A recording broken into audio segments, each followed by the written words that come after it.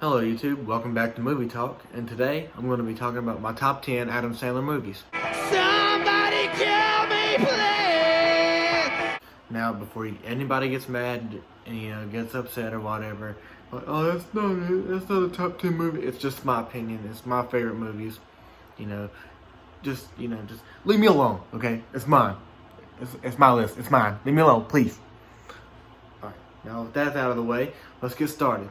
For number 10, I have Uncut Gems. Now, this flick sees Sandler, more serious. He's got a tie-in with his, I guess it's a mob. Like he owes these people money, and he's a jeweler, and he's trying to sell, find the big score always. He's betting on games and trying to sell jewelry and just make as much money as he can, basically, like any working citizen. But he's trying to go for that one big score to help him retire. And he's got a whole another life on the side, like another girlfriend, and he's got a family, with a wife and kids. And he's got like I said, he's got that girlfriend, and he's trying to get money to run away with her. Or, it's just crazy. Then at the end, he ends up actually winning the big bet he was betting on. And I didn't see it coming. It still shocks me when I watch it. He opens the door to let the people in. And he's like, "I won the bet. We got the money." He's just gone. Just shot all of a sudden. It still makes me laugh, but I feel bad at the same time because it's Adam Sandler, dying. But it was good. I like that movie. Number 9, I have 50 First Dates. That's the second of Adam Sandler and Drew Barrymore's collaborations. It's still one of my favorite movies. I like The Wedding Singer a bit more, and I'll talk about that more, later on. But yeah, it's a really solid entry with them two together in it. The premise is Adam Sandler plays an aquarium doctor who works on the fish and everything there, and he likes to sail around on his boat, and he's rich. He's always rich in all of his movies. He's always rich. And then he meets this girl at a cafe in Hawaii named crap. I forgot her name. Maybe I have amnesia. Shut up! But he meets this woman in a diner in Hawaii. Today, Junior? But he meets this woman in a diner in Hawaii, and it's Drew Barrymore, and they hit it off. They keep talking throughout the whole breakfast, and he sets up a date for the next day. Well, he goes to see her the next day, and she don't remember him because she's had a real bad car accident, and she keeps reliving the same day over and over and over. But they eventually end up falling in love together because he keeps going to see her and finding out and meeting her in like new ways every day. And then he eventually comes up with the idea to make a videotape for her to watch every day, so she knows what's been going on and about her head and everything. And it snaps her back to reality a little bit and makes her feel a bit more comfortable with how things have changed and everything like that. But yeah, and there's also like she eventually, even though she has amnesia, she eventually remembers him here and there. She sees his face and can't put together who he is, and she's painting his face all over the place in this room at the amnesia hospital. And then they end up still falling in love, and making a family together. But it's a really good love story. I like it. My number 8 is Big Daddy. You have Adam Sandler, who's a grown kid, and then you have Cole Sprouse, which is actually a kid at the time. And Cole Sprouse is his roommate's son, who we don't know about, who gets put on his doorstep because his mom had cancer and dies. And Adam Sandler first thinks about calling child services, and they're close, so he ends up looking after him and ends up bonding with the kid and tells child services that he's his father, but he ain't. And so he can keep him, but then he turns out being a handful and he tries to give him back. And then he goes, "Let me keep him for a while till you find a family." Well, then he ends up, bonding with them again, and really, really bonding with them. Then when it comes time to give him back to see the Child Protective Services or the child home or orphanage place or whatever, he don't answer, and he wants to keep the kid, and they end up going to court and fighting. And then his real dad comes, and says he ain't pressing charges. So everybody ends up happy, and he eventually meets a woman, and starts a family and starts learning responsibility by taking care of the kid, and it's a really good story. I like it. I wipe my own ass. If you've seen the movie, you know what I'm talking about. And if not, you just think I'm just saying I wipe my own ass to be saying it. There you go.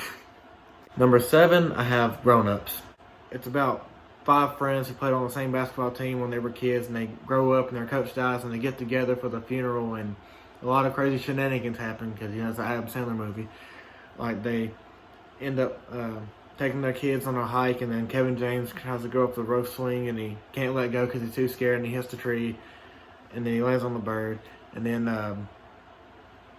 you know, they play the basketball game, and the dog starts barking, and that cross-eyed dude's like, What the hell is that? Sounds like owls having sex.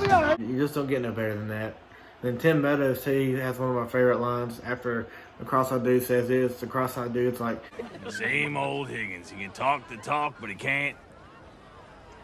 I forget the rest. Booyah! it's just funny. It just catches you off guard sometimes. I don't know. That's just me. Yeah, it's a solid entry. Number 6, I have Hustle. Now, this is a good... It's also got some comedic elements, but it's mostly a serious drama. Adam Sandler plays a scouting agent for an NBA team. I can't remember quite which one. I think it's Philadelphia.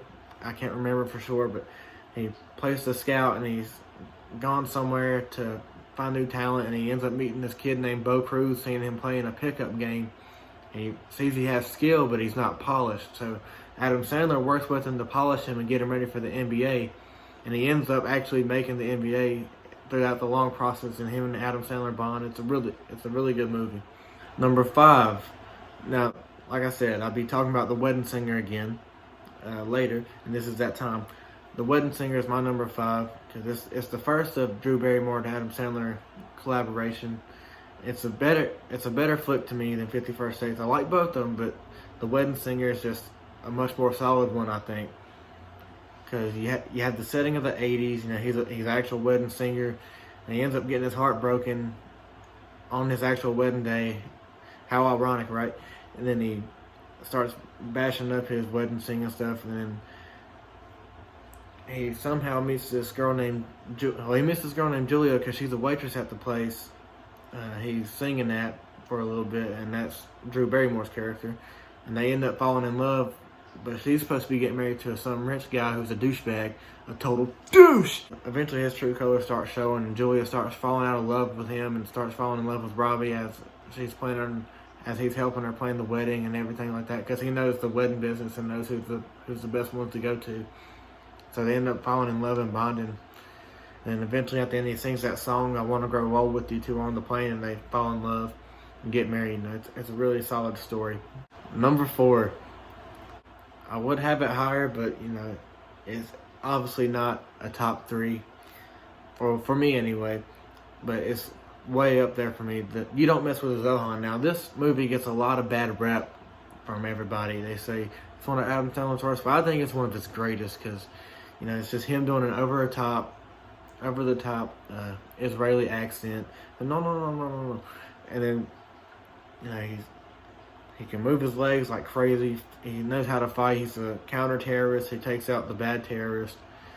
He just does a lot of crazy shenanigans, and he wants to stop fighting, and he just wants to cut hair. So he fakes his death, and then moves to America, moves to New York to try to become a hairstylist for Paul Mitchell.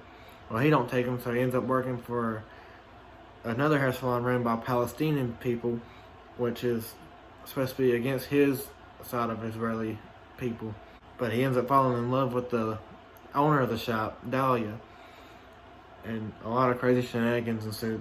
Like I said, it's just one of my most favorite movies because it's zany, over the top, and then it's got this scene which is one of my all-time favorite movie scenes. Check it out.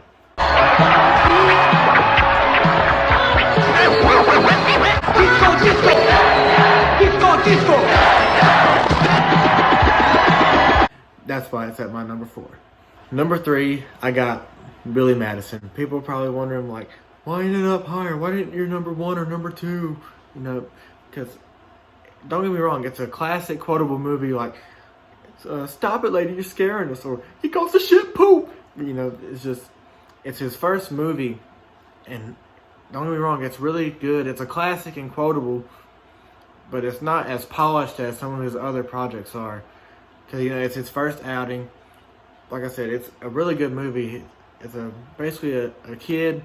His father owns a hotel company, and he didn't realize that his father had been paying for him to get good grades, and then his father finally tells him, because he don't want him to give the company to Eric. He's like, he gets the idea, instead of giving the company to Eric, let him prove that he can pass school on his own.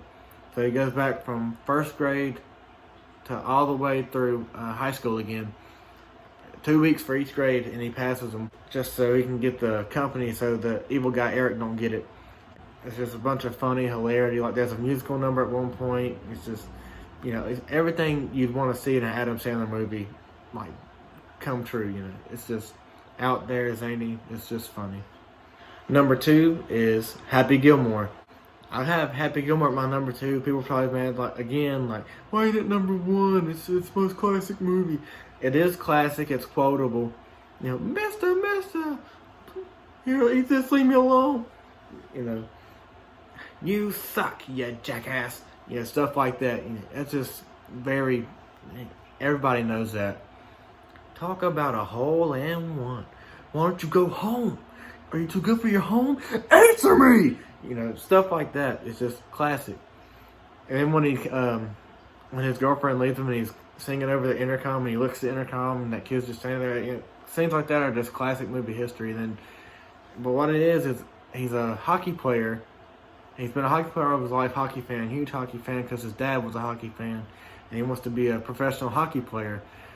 Well, he can't skate and he can't handle the puck or anything. He don't have any of the basic skills you need to be a hockey player. He's just really tough, and he can hit the puck really hard. His grandma's house ends up being repossessed by the IRS because she hasn't paid her taxes in so many years and owes so much money. And while they're coming to repo all the stuff, these repo men start playing with the golf clubs, and he tells them to get back to work. Well, long story short, they bet him he can't hit the golf ball farther than that one guy, and he just shoots it 400 yards and hits a house. And then they bet him again, and he keeps doing it and hits it 2 more times. And then, they're like, holy crap. And he realizes it's it could be a gold mine if he bets people at the driving range that he can do it.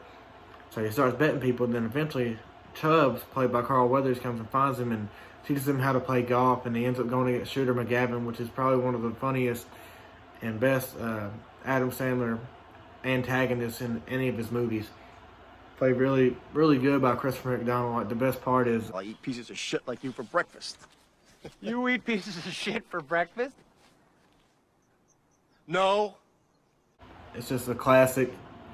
You don't get no better than Happy Gilmore. Number 1 is The Waterboy. I know a lot of people probably be like, The Waterboy, what? But I love football, and anytime someone makes, brings comedic elements to a football setting and does it well, it's just hilarious. And Adam Sandler is the perfect one to do that because he loves sports and he loves comedy, so he matches them together real well in this movie. He plays a guy named Bobby Boucher who's been sheltered all his life by his mom. His mom told him everything's the devil. She invented electricity, Benjamin Franklin's the devil, all that. So he grows up sheltered, and then his mom told him a backstory about his dad dying in the desert because of dehydration, because she didn't want to tell him that he actually ran out on him and left him. So his whole mission in life is to give people water and make sure they don't die of dehydration, pretty much. And he water boys for a football team. He gets fired for that team and gets hired by the Mud Dogs. And then he gets bullied there too. And then Coach Klein tells him, who was played by Henry Winkler, tells him to stick up for himself and finally fight back, or they're going to keep running all over him. And he's like, and he starts thinking of all the people that have done him wrong. He's like, stop making fun of me. And then he goes and hits the shit out of the quarterback. Oh, damn. He's killed though. And then after that, Coach Klein asks him to play for the team, and he eventually starts playing football for the team and becomes one of the best defensive players in the whole league and helps them win the championship. It's just, there's a bunch of zany jokes and zany scenes and funny scenes in the whole movie. This is my most favorite scene of that whole movie. It gets me every time. I know it's coming, but just how it plays out just makes me just die laughing every time. Here it is. But yes, that is my number one pick, The Waterboy, forever and always. I love that movie. And there you have it. That's my top 10 Adam Sandler movies. Now, like I said, it's just my opinion. Don't get all butthurt in the comments, because you didn't see your favorite movie or, didn't think the movies were ranked right, it's my opinion. But I would like to see your opinion in the comments. If anyone watches, just, put your favorite Adam Sandler movie or top 5 or top 10 or whatever. I'll be sure to try to take a look at it if I can. All right. Till next time, thanks for tuning in. I'll see you on the next one.